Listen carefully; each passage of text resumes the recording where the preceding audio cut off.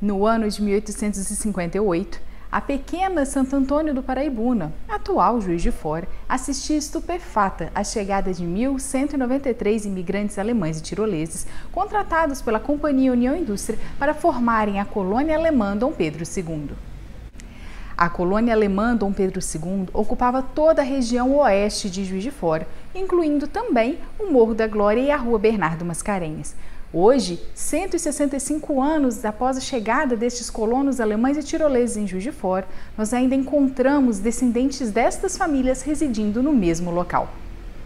Uma curiosidade interessante é que, pela primeira vez, a cidade recebia a presença de pessoas que professavam o credo protestante. Isso porque, entre os 1.193 imigrantes que chegaram a Juiz de Fora, metade era de religião luterana e a outra metade católica. Os imigrantes alemães e tiroleses foram os pioneiros em transformar Juiz de Fora uma cidade industrial. Graças a seus conhecimentos técnicos especializados, os imigrantes alemães e tiroleses organizaram pequenas fábricas e manufaturas. Toda essa movimentação industrial atraiu outros investidores, que vieram para Juiz de Fora e aqui instalaram também as suas indústrias. Durante muitas décadas, os imigrantes alemães e tiroleses e seus descendentes foram reconhecidos como bons profissionais, responsáveis pelas boas atividades que desenvolviam e bem respeitados pela sociedade juiz-forana. Até que em 1917, o governo brasileiro anunciou sua entrada na Primeira Guerra Mundial, conflito que já acontecia desde 1914. Falsos nacionalistas inflamavam as multidões e invadiam as fábricas e casas comerciais que pertenciam aos alemães, a tudo destruindo. Foi uma quebradeira geral. Os colégios Academia de Comércio, Santa Catarina e Stella Matutina, que eram dirigidos por religiosos de origem germânica, foram apedrejados, obrigando que padres e freiras brasileiros assumissem a sua direção. Os jornais da época trazem manchetes relatando com detalhes toda essa barbárie. Perseguidas e com medo, as famílias optaram por tentar esconder a nacionalidade de seus antepassados. Destruíram documentos e registros que pudessem identificá-los como alemães e austríacos, mesmo que seus traços físicos e o forte sotaque os denunciassem. E assim, registros e documentos preciosos se perderam para sempre. As duas guerras mundiais e a perseguição aos cidadãos de origem germânica ou seus descendentes em Juiz de Fora trouxe um problema seríssimo para os estudantes, descendentes e outras pessoas interessadas em estudar e descobrir mais sobre a presença germânica na cidade. Este problema aconteceu porque, para se fazer um trabalho sério de resgate da história e de preservação da memória, é preciso que sejam consultadas fontes documentais. Fontes produzidas na época e que deixam para nós um registro daqueles acontecimentos. Preservar a memória das famílias germânicas e resgatar as tradições e o legado deixado pelos imigrantes alemães e tiroleses tem um importante papel de manter viva a trajetória familiar. No entanto, contar essa rica história requer que ela seja fundamentada em rigorosa documentação para que as informações veiculadas sejam consistentes. Toda essa perseguição tornou ainda mais árdua a tarefa de resgatar e preservar a história e a memória das famílias dos imigrantes germânicos em Juiz de Fora. Isso porque a documentação histórica é necessária para que se tenham informações consistentes e possa-se chegar a um conhecimento mais claro das experiências vividas pelos imigrantes naquele momento. Durante muitos anos, historiadores e pesquisadores esbarraram exatamente nessa lacuna da documentação. Isso fez com que muitos trabalhos publicados sobre a colônia alemã em Juiz de Fora tenham informações incompletas. Até a década de 1980, eram desconhecidos os nomes dos 1.193 alemães e tiroleses que vieram para Juiz de Fora.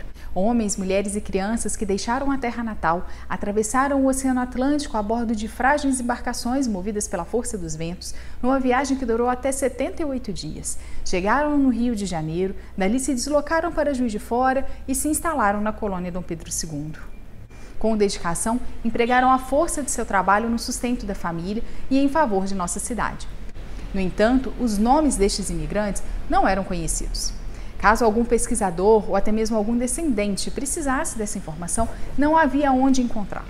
A memória destas pessoas estava fadada ao esquecimento. No entanto, um descendente, inconformado com essa situação, decidiu empregar suas energias e seu tempo em busca desta informação.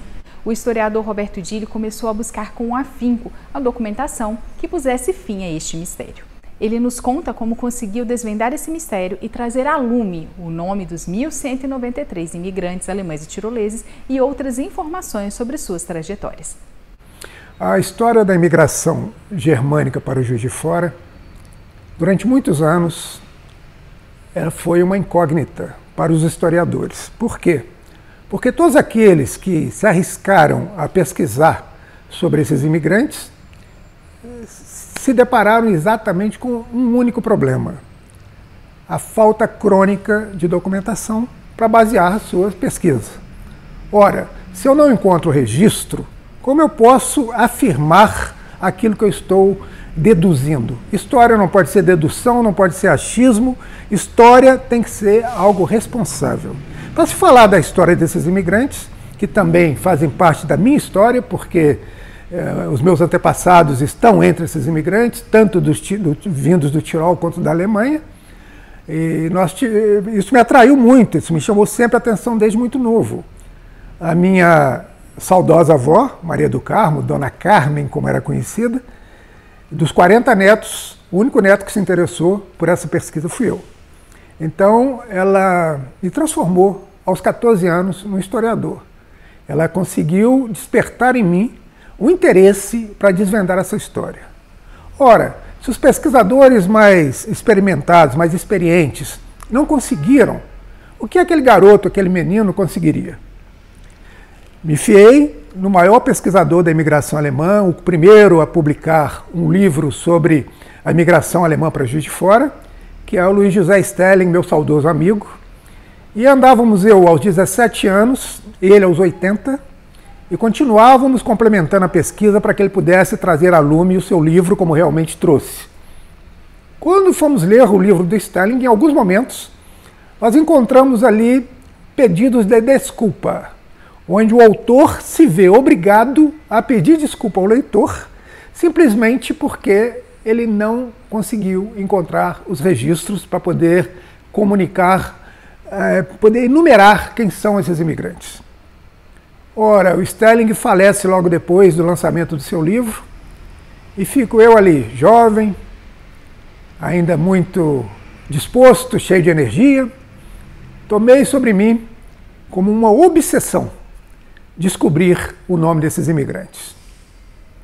A lógica me levou até a Igreja da Glória, a igreja que foi construída originalmente, a primeira igreja pelos imigrantes alemães, e meu pai cantava na igreja, meu pai era reitor leigo, meu pai era amigo dos padres, então o papai facilitou para mim essa pesquisa dentro do convento. Eles separaram, o padre reitor separou, o pároco separou uma sala para que eu pudesse me assentar, podia entrar apenas com lápis e papel, e ali podia chegar às 8 horas da manhã e teria que sair às 17 horas. Fiz isso regularmente durante 10 anos. 10 anos. O que eu estava fazendo ali? Estava examinando livros de batismos, livros de óbito, livros de casamento. Ao cruzar essas informações, em 10 anos eu consegui descobrir 300 nomes de imigrantes. Que coisa boa! 25% dos nomes do total. Eram 1.193, eu consegui 300, ficaram faltando muitos nomes ainda. O amanhã, como sempre fazia, eu estava ali de manhã, entrei às 8 horas da manhã, assim que foi permitido já entrava, estava sentado na salinha pesquisando, já revendo os livros, revendo as fontes. Quando entra bruscamente nessa sala, um padre bem velhinho, bastante senil, usando um pijama de listras, e junto com ele, logo atrás dele, chegou um enfermeiro, e ele brigava muito com o enfermeiro, porque o enfermeiro era mau, aplicava injeção nele, e eu sempre gostei muito da pessoa idosa, né? Então eu abracei aquele padre idoso, pedi ao enfermeiro que fosse tomar um café e deixasse ele comigo por alguns momentos que eu iria acalmá-lo. Ele se assentou ao meu lado, e começamos a conversar, e ele me pediu para desenhar, desenhei vários animaizinhos, gato, cachorro, porco, cavalo, e de repente ele falou, você viu que eu estava escrevendo? Falou, você está fazendo o dever de casa? você está fazendo tarefas escolares? Eu falei, olha, não, eu estou escrevendo sobre os alemães. Ah, alemão! Ele teve aquele ímpeto, de repente ele se lembrou. Na guerra, na torre, em cima no sino, está escondido, escondemos os documentos lá. Gente, eu fiquei desesperado. Eu falei, não é possível. Aquela coisa se agitou dentro de mim e eu fiquei louco para subir na torre dos sinos para conferir se tinha realmente alguma coisa escondida lá. É bem verdade que já tínhamos passado mais de 30 anos que a guerra havia se acabado. Tudo levava a crer que eu não conseguiria encontrar nada nesse lugar. O enfermeiro demorou a vir, quando veio, eu passei amorosamente, gentilmente, o padre até ele, corri no pároco e falei, como eu faço para subir na torre? O padre, a princípio, não concordou, mas depois de muita insistência minha, ele me autorizou e eu subi. Até chegar no sino, onde estão 4 sinos, é fácil de chegar, porque são uma escada de alvenaria que você sobe, é tranquila, vai subindo em caracol, é tranquila a subida. O problema é que o quartinho onde estava escondido era no alto. Entre o sino e esse alto havia um grande pé direito, talvez 10 metros de altura. E eu não tenho medo de altura, eu tenho pavor de altura. Então, para subir, era aquela escadinha de ferro, eu levei uns 40 minutos para vencer um lance que quem não tem medo sobe em 5 minutos. 40 minutos. Quando eu entrei naquele quartinho, cheio de muito esterco de pombo, muita sujeira, muitos papéis amassados e molhados e perdidos, porque as janelas nesse local, elas são vazadas, elas têm uma cruz estilizada vazada. Por ali entra vento, entra água. Imagina você, papéis, documentos escondidos ali há mais de 30 anos. Quando eu olhei, entrei, vi aqueles papéis, muitos papéis, eram proclamas de casamento, os que nós conseguimos, o que eu consegui aproveitar, eu separei de lado, o resto realmente não tinha o que fazer, totalmente perdido.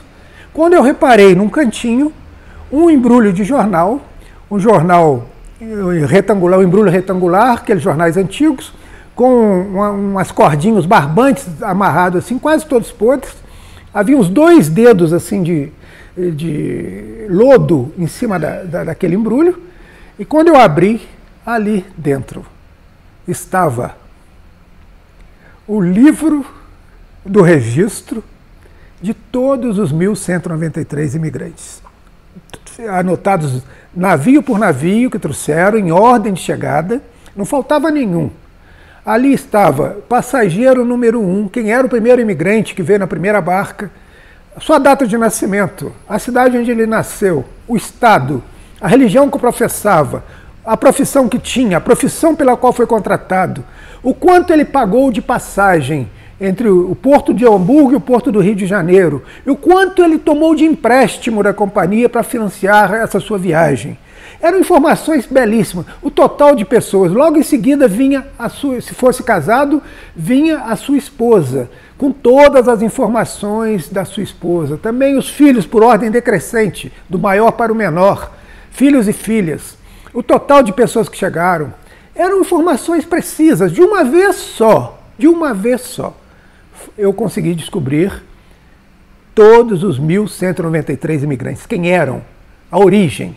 E esse documento é tão importante que qualquer descendente, dos 80 mil descendentes que nós temos em Juiz de Fora, somente consegue avançar na sua informação, na sua montagem da árvore genealógica, na sua genealogia. Somente consegue avançar se for através desse livro.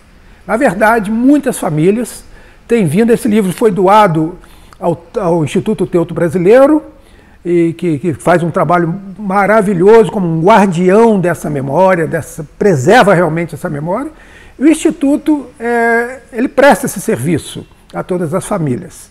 Então, de alguma forma, essa energia fascinante, ela nos conduziu a descobrir esse tesouro. Esse tesouro não pertence a mim, não pertence ao Instituto. Esse tesouro pertence a toda a comunidade germânica de Juiz de Fora. Para preservar toda essa importante história e resgatar as tradições germânicas em nossa cidade, no ano de 1967, foi fundado o Instituto Teuto-Brasileiro Ilhandille, na época com o nome de Centro Folclórico Teuto-Brasileiro. Idealizado por 3 casais, Miguel e Lucy Gomide, Dirceu e Celis Coralic, e José Emílio e Clara Kelmer, o Instituto foi responsável pela realização das primeiras festas alemãs no bairro Borboleta, a primeira delas ocorrida no ano de 1969. Entre os departamentos do Instituto Teuto-Brasileiro, se destaca o Grupo de Danças Folclóricas Edelweiss, que realiza apresentações em vários eventos em nossa cidade e em outros estados brasileiros. E o Centro de Documentação, Genealogia e Memória das Famílias Germânicas de Juiz de Fora, que funciona no prédio do Museu do Crédito Real, na Avenida Getúlio Vargas, número 455, no 3º andar. Inúmeros documentos históricos, fotografias e objetos que pertenceram às famílias germânicas de Juiz de Fora estão hoje sob a guarda do Instituto Teuto-Brasileiro e formam o maior acervo especializado sobre a colônia alemã na nossa cidade. Entre as muitas preciosidades e curiosidades, se destaca o livro de registro da Companhia União Indústria. Sim, aquele mesmo que o Roberto Dille encontrou no alto da torre da Igreja da Glória. Outros itens do acervo que despertam a atenção e curiosidade dos pesquisadores são os mapas que apresentam os terrenos da colônia Dom Pedro II e sua divisão em prazos, os lotes que foram adquiridos pelos colonos. Essa documentação é de suma importância para preencher as lacunas da história.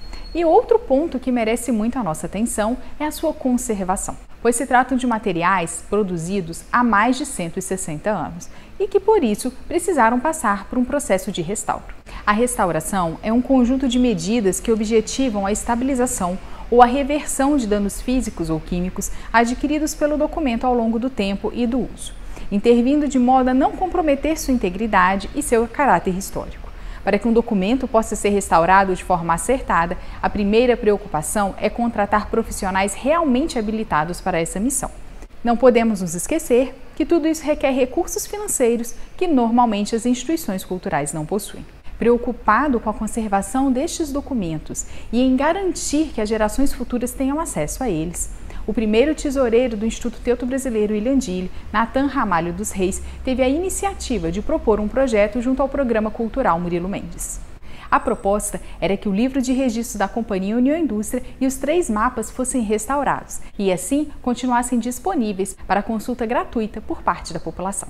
Natan nos conta agora como foi sua experiência ao apresentar esse projeto no Programa Cultural Murilo Mendes. A captação de recursos junto à Lei Murilo Mendes, que é um importante instrumento de incentivo à cultura na cidade de Juiz de Fora, foi fundamental para que nós, uma instituição sem fins lucrativos, pudéssemos realizar o trabalho de restauro desse importante documento que retrata a origem da cidade, a origem de um dos grupos que construiu e propulsionou o desenvolvimento de Juiz de Fora. Esses documentos agora são acessíveis à população e vão estar preservados aí por um bom tempo.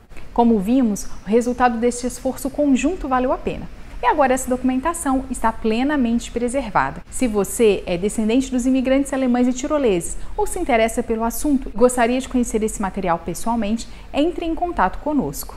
Caso você possua em sua casa documentos, fotografias ou objetos que pertenceram aos seus antepassados de origem alemã ou tirolesa, também entre em contato conosco. O Instituto Teuto-Brasileiro Ilhandille está permanentemente de portas abertas para receber também doações.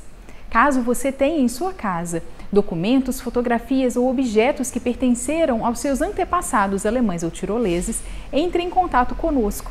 Dessa maneira, a sua história familiar será preservada e poderá ser conhecida pelas próximas gerações.